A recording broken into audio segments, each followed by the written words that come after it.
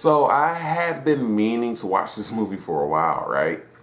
And it popped up on a Watch Mojo list of movies that were better than expected. And then I remembered that I hadn't watched it yet. So I guess thanks, Watch Mojo.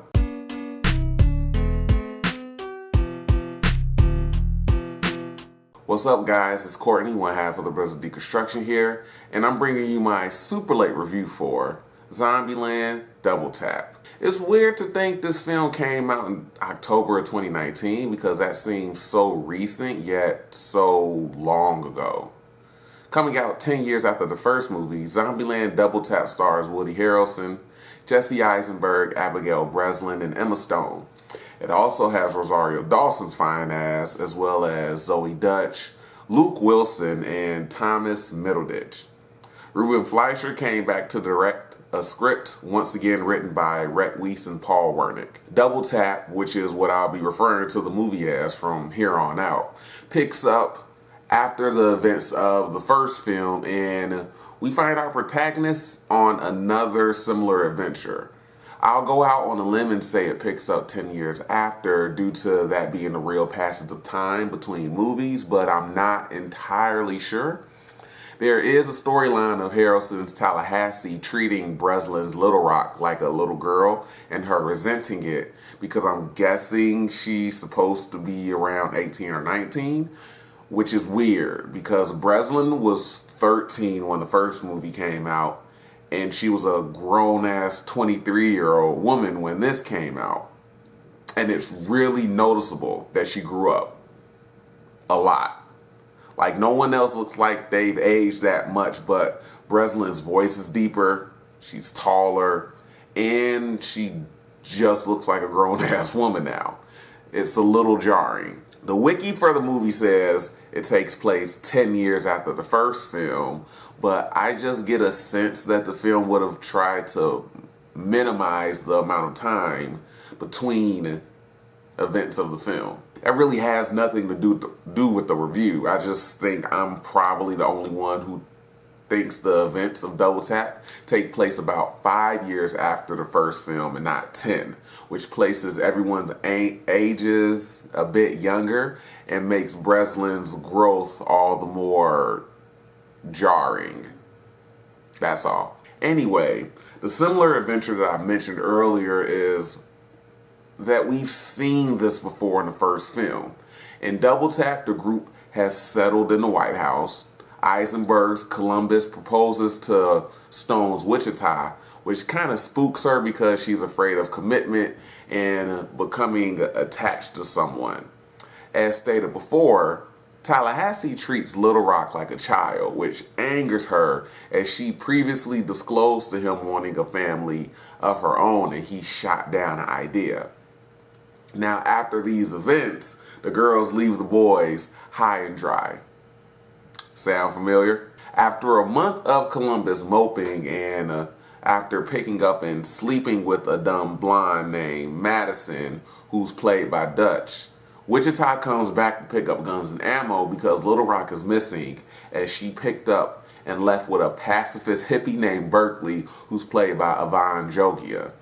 The group then decides to go with her on the trip to find her. Sound familiar?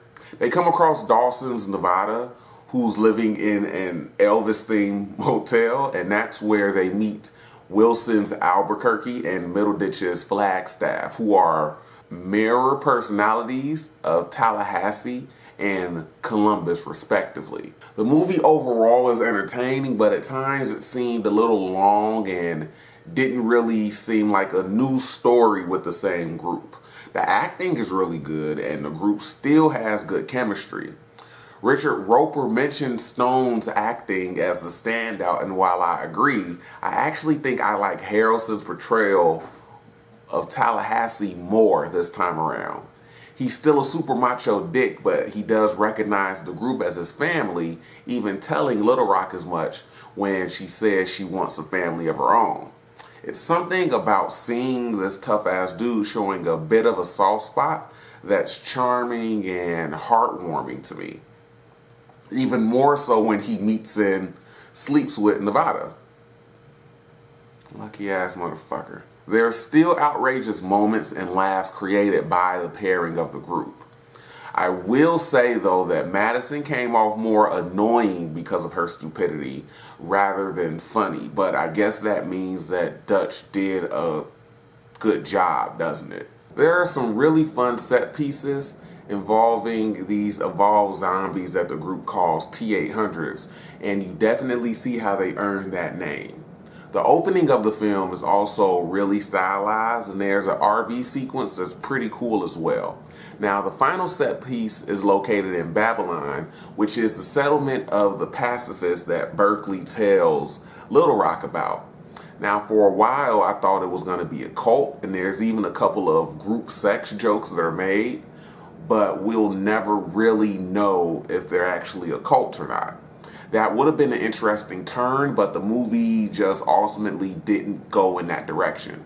However, the set piece is a terrible yet inventive plan because nobody has guns, and the people of Babylon don't allow guns into the settlement, and they melt all of them down to make peace necklaces.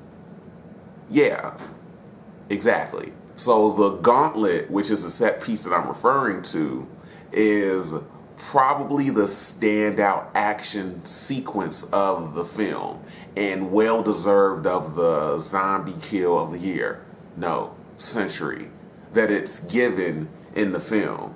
It even has a really tense moment, but that might be due to my deathly fear of heights. I'm not sure. Again, I think the movie overall is entertaining, but it doesn't do anything wildly new with the film, and there were probably some missed opportunities to turn in a particular direction. I do think you should check it out when given opportunity, just don't expect anything over the top or different, just more of the same. However, Columbus does a little more fourth wall breaking in this film and makes up for the fact that he killed Bill Murray in the previous one, which has apparently gotten around because Nevada is aware that Bill Murray is dead and makes reference to it. Now we go back to 2009 and see that Bill Murray is witness to the start of the zombie apocalypse as he's doing media rounds for a fictional third movie in the Garfield franchise. Now it's a cool sequence that shows him fighting off zombies, including a zombie Al Roker, and we get a post-credit scene that's an outtake of an interview, and he makes everyone break character and laughs as he coughs up a hairball in Spanish. So that's my review of Zombieland Double Tap. I hope you enjoyed it. As always, I appreciate the support, whether it's 1, 5, 10, or 100 views. Check out the other videos on the channel, and I'll talk to you guys later.